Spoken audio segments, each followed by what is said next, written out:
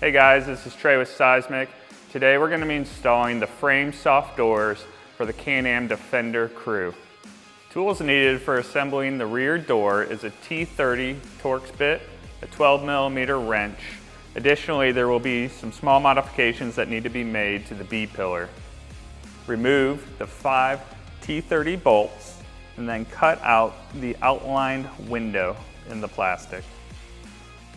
Now that the plastic's removed, you can install the bottom bracket for the front door.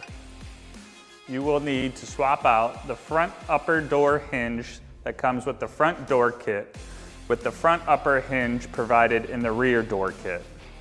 Install the front upper hinge to the OEM mounting points. Install the assembled door frame to the hinge pins to ensure proper alignment.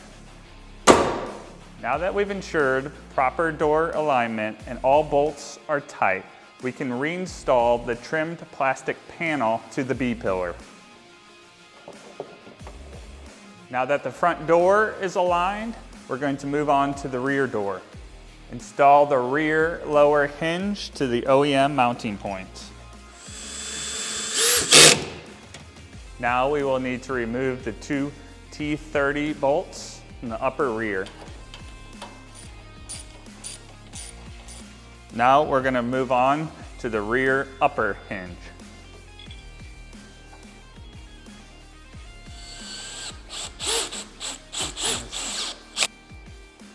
Now we're going to install the striker plate to the OEM mounting points. Assemble the rear door frame to the hinge pins.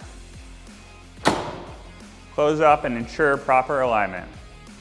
Once you're happy with the door alignment, the last step is to install the door gasket.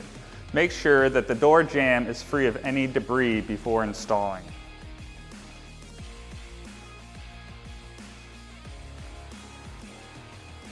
Now that the doors are fully installed, enjoy the additional comfort and protection that Seizmik provides to help you do what you do better.